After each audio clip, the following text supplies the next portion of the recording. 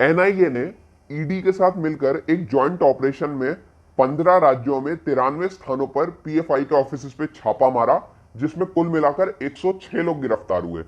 पर ऐसा कैसे हो गया कि वो पीएफआई जो हाथरस में एक बलात्कार की घटना को भी दलित बनाम सवर्ण का रंग देकर वहां पर जातीय दंगे कराने की कोशिश करवाती थी, उसके सारे बड़े लीडर गिरफ्तार हो गए, पर केरला को छोड़कर कहीं पर भी पूरे देश में एक पत्थरबाजी की घटना भी सामने नहीं आई।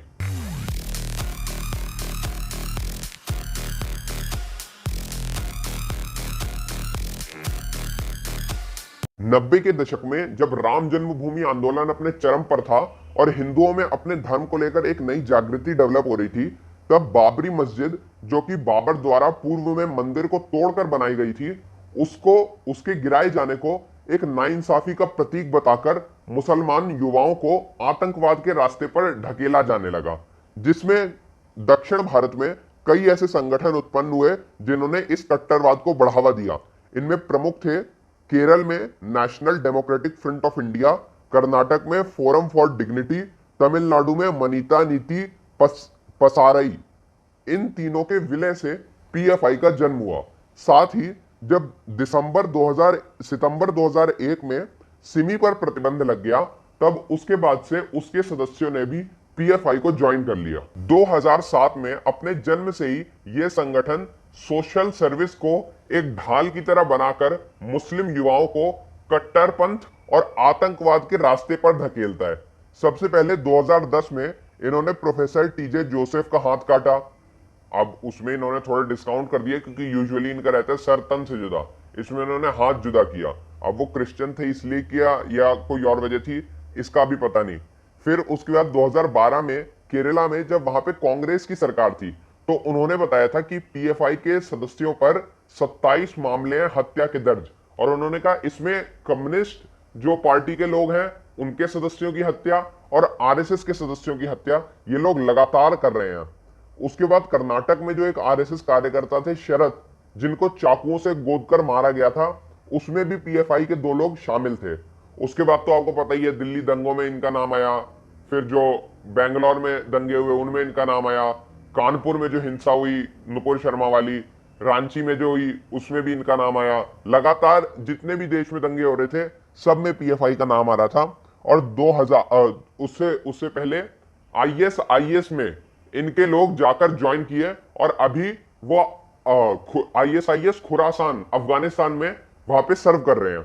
और 2018 में एनआईए की एक इंटरनल रिपोर्ट थी जिसमें यह कहा गया था कि पीएफआई जो है इस्लाम के तालिबानी वर्जन उसको बढ़ावा देना चाहता है और कम्युनल टेंशंस बढ़ाना चाहता है। तो ये तब से एनआईए के रडार पर थे। Target locked. मेनली जो बात हो रही है रेड्स की, वो 22 सितंबर वाली रेड्स की बात हो रही है, पर उससे पहले 18 सितंबर को भी एनआईए ने तेलंगाना और हैदराबाद में कई जगह छापेमारी की, जिसमें एक उन्होंने छापेमारी की निजामाबाद में, जहां पे उन्होंने अब्दुल कादर को अरेस्ट किया। ये जो अब्दुल कादर था, ये कराटे ट्रेनिंग के नाम पर आतंकवाद का प्रशिक्षण देता था मुस्लिम युवाओं को। ये उन युवाओं को अपनी छत पर बुलाता था और उनको चाकू और रॉड से कैसे किसी सामने वाले को मौत के घाट उतार सकते हैं, इस बात की ट्रेनिंग देता था। और इसके लिए पीएफआई उसको पैसे देती थी। हर हफ्ते उसके पास नए बच्चों का बैच भेजा जाता था, जिसमें 5 दिन की वो ट्रेनिंग उन लोगों को देता था। सोचिए, आपके बच्चे कहां जा रहे हैं, कोचिंग करने जाते होंगे, ट्यूशन करने जाते होंगे, पढ़ने जाते होंगे, और उनके बच्चे कहां जा रहे हैं, अब्दुल कादर के पास कैसे काफिरों को मौत के घाट उतारना है ये सीखने के लिए। फिर जब जुलाई में ये बिहार पुलिस ने इनका 2047 वाला जो प्लान उसको एक्सपोज किया, तो तब तो एनआईए ने पूरा मन बना लिया कि अब इनको अरेस्ट करना है, इनके खिलाफ जितनी कार्रवाई की जा सकती है वो करेंगे। तो इसके लिए एनआईए, ईडी और आईबी तीनों ने मिलकर ये ऑपरेशन चलाया।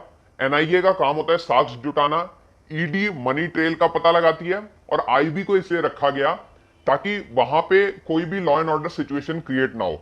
तो इसी में जब ये हो रहा था, तो एनआईए के ऑफिस में दिनकर गुप्ता, ईडी के ऑफिस में ईडी के कंट्रोल रूम में संजय मिश्रा और आईबी के कंट्रोल रूम में तपन डेका थे। ये सब इस बात की पल पल की जानकारी ले रहे थे कि क्या क्या हो रहा है। साथ ही जो एनएसए अजीत डोभाल हैं वो भी थोड़े टाइम के लिए आईबी ऑफिस में आए थे। और जब ये पूरा हो गया तो इसके बाद अमित शाह ने पूरी एक बैठक ली कि कैसे कैसे ऑपरेशन चला, और इस पूरी चीज के ऊपर बहुत गहरा सर्वेलेंस था कि किसी तरीके की law and order situation create ना हो। जब ये रेड की गई तो इसमें जो है कई तरीके के डॉक्यूमेंट्स मिले, जिसमें आतंकवादी गतिविधियों से जुड़ी हुई चीजें और जो इनकी फंडिंग के सोर्स हैं उसकी मनी ट्रेल का अब ईडी पता लगाएगी। ये सब चीजें इस रेड में मिली हैं। कुल मिलाकर 300 एनआईए के ऑफिसर्स थे जो इन सारी रेड्स में शामिल थे। और सबसे बड़ा जो इसमें इनका जो राष्ट्रीय अध्यक्ष है OMA सलाम, इसको अरेस्ट कर लिया गया है। इसकी कई स्पीचेस भी वायरल होती थी जिसमें आरएसएस को, हिंदुओं को गालियां देता था।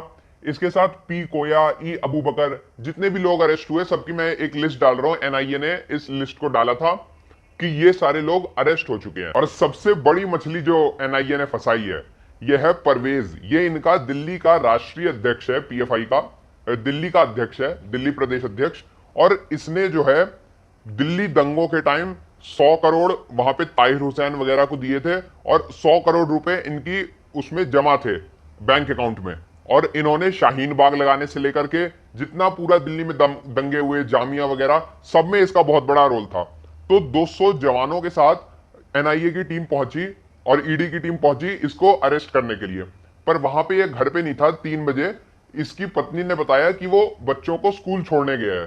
तो एनआईए की टीम वहां पे गई और वहां से इसको धर दबोचा गया, और वहां पे किसी भी तरीके का कोई law and order situation create ना हो, इसलिए 200 जवान पूरी तरीके से वहां पे तैनात थे। इसको अरेस्ट करने के बाद सबसे पहले इसको इसके घर लेके गए अबू फजल एनक्लेव में, जहां पे इसके टैबलेट में ईडी को कई कन्वर्सेशंस मिली कि एक राज्यसभा सांसद है उसके साथ शाहीन बाग के टाइम की, दिल्ली दंगों के टाइम की इसकी काफी चैट्स हैं और काफी बातें हैं इसकी लगातार उस राज्यसभा सांसद के साथ। कुछ लोग तो कह रहे हैं कि कोई टिकट ब्लैक किया है। पीएफआई एक तालिबानी मानसिकता का आतंकवादी संगठन है जो भारत में लोकतांत्रिक रूप से निर्वाचित सरकार को उखाड़ फेंककर यहां पर एक आतंकवादी और इस्लामी शासन लाना चाहता है।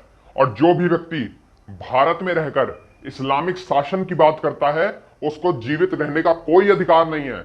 जो हिंदुओं के नरसंहार की बात करता है उस व्यक्ति को जीवित जला देना चाहिए।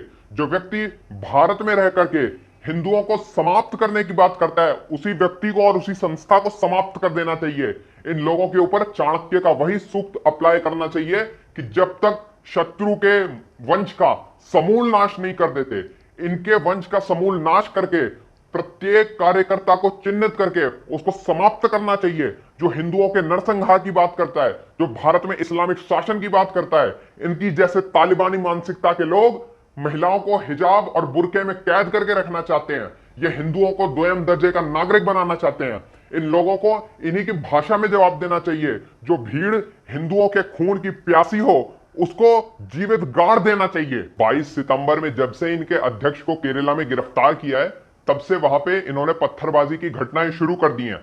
केरला के हिंदुओं को सतर्क रहना चाहिए और इनके द्वारा किए गए किसी भी वार का प्रत्युत्तर उन्हीं की भाषा में देना चाहिए।